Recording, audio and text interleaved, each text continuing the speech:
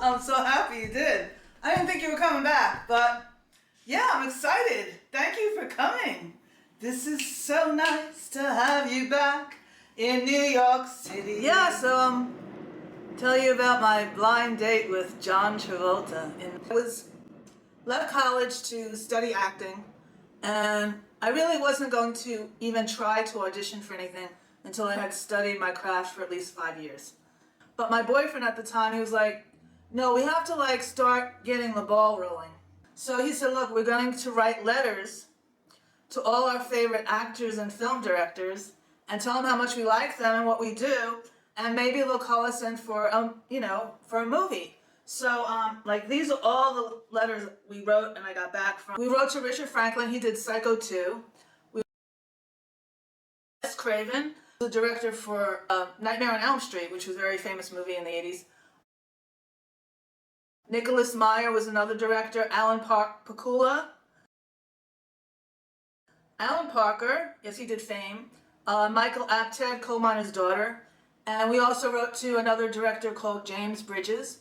And we wrote to many directors. Milos Forman, he sent us a handwritten letter. And that was really impressive.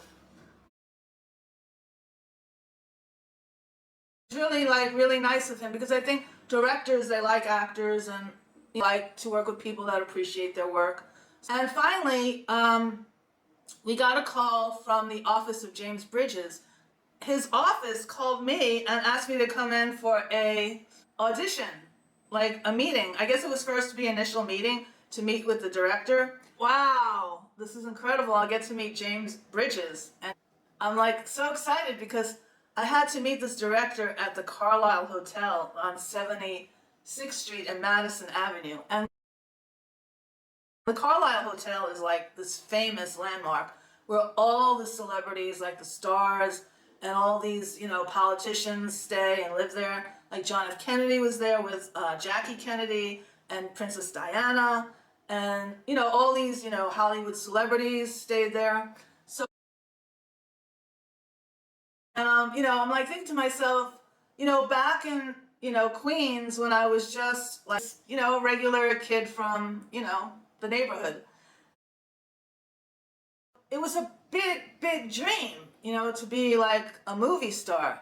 And I found after 3 years of working really hard and believing in myself, and now I'm being called in for a part in a movie. And it turns out it was the lead.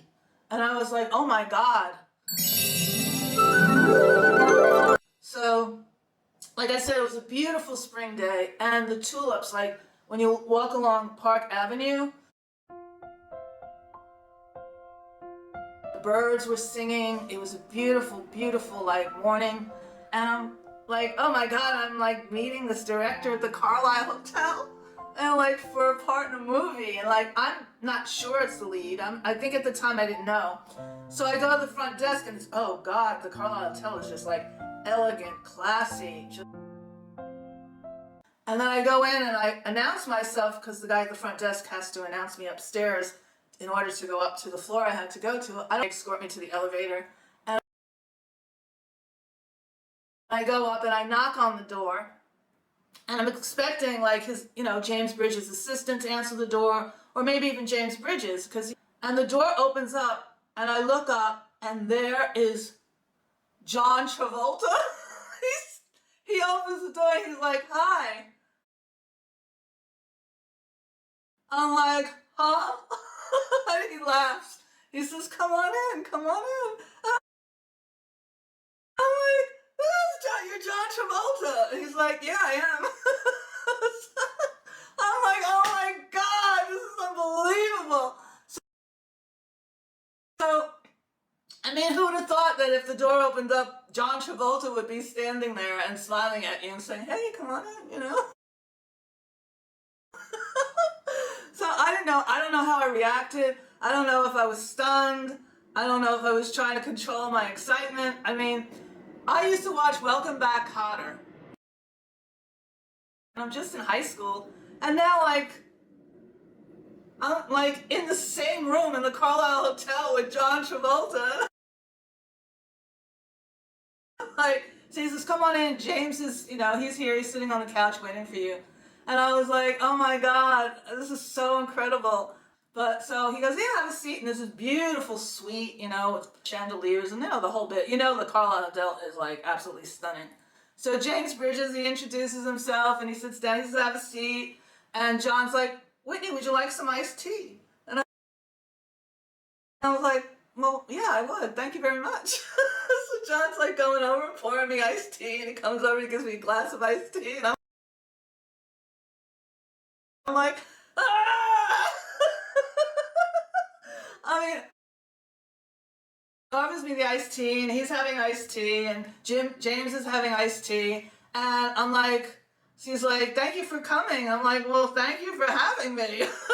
I'm like, oh my God. And then suddenly there's a knock on the door, and John's like, I'll get that. 2 seconds later, this girl shows up, another actress, and I was like, oh no. So she sits next to me, and we're at these 2 chairs, and John Travolta and James Bridges is sitting on the couch in front of us, and they're hanging out together, and they're looking at both of us and talking to us. But this girl, she just monopolized the whole interview. Those people, they're from the theater, and like they were in the theater since they were like 8 years old, and their mother is a stage mother, and like, isn't she cute? And like she was doing, Little Orphan Annie in school, in grammar school. And like she's still wearing the same clothes. She's still got the little red dress, and Sandy's probably, the dog is probably waiting outside. And she's like, the curls, like the real Broadway babe. You can imagine she has like little white ankle socks on her and Mary Jane shoes, that kind of like she never like evolved. And she's monopolizing the whole conversation, the whole interview. Like she's motor mouth, like she doesn't stop talking, she doesn't take a breath, she just keeps going, blah, blah, blah. Like never lets you get a word in edgewise. And I'm like 22 years old and I'm very shy, at that age. And like, I'm good on stage, like I feel comfortable because I know my craft at this point. But I'm not good in interviews, just talking about myself. And so now I've got this. She's got that irritating voice, And John Travolta says, oh, isn't this interesting? He says this to James Bridges. She's talkative and she's not. And I'm like, I'm getting kind of frustrated. I'm like, no, I talk, I just can't, I just don't want to, have this aggressive fight over your attention, The first they told us the plot of the movie is like John is a reporter and he has to do a story on this woman who's a really big aerobics instructor. There wasn't much meat to the story at all. And so he falls in love with her, they have a relationship. So I'm thinking, oh, he's calling us in to be his, love interest. I'm like, oh my God. I'm like, he's like, oh, she's an aerobics instructor. Do you like aerobics? Do you go to the gym? And so I didn't go to the gym. I didn't like the gym. And I hated aerobics. And I'm like, no. I'm like, no, I hate the gym. And I'm like, and she's like, oh, I love the gym. I go to the gym every day. I go to the gym every day. And I'm like, I just want to smack her,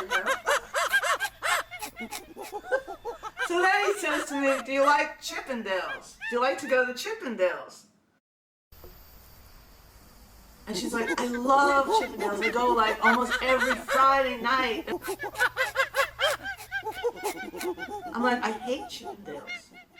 I mean, who wants, that's the most, I'm like, no, I don't like Chippendales. And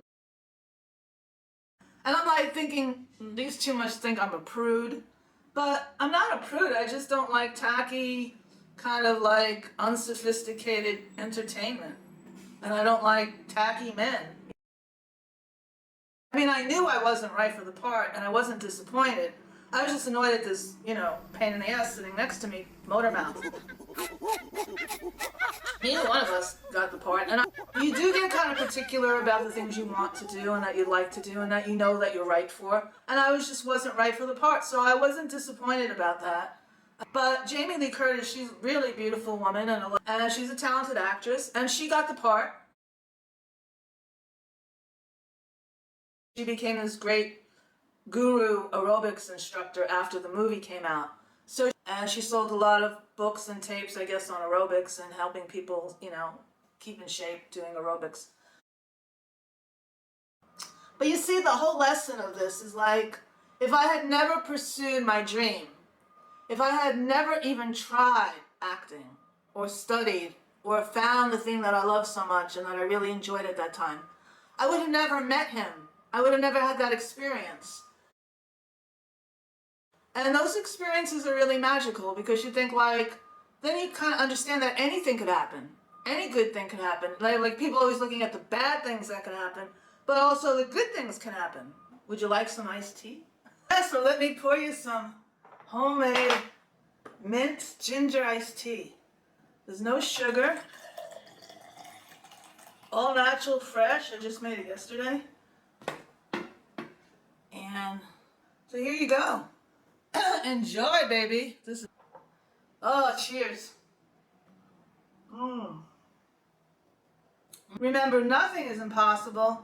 You never know what's going to happen, when it's going to happen, with who it's going to happen, or how. The most important thing to do in order for that to happen is to follow your dreams. Follow your passions. Well, thank you so much again. I'm so happy. I can't wait to see you again. I think that's John Travolta on his motorcycle. He might be knocking on my door right now. You never know. Could happen. You never know.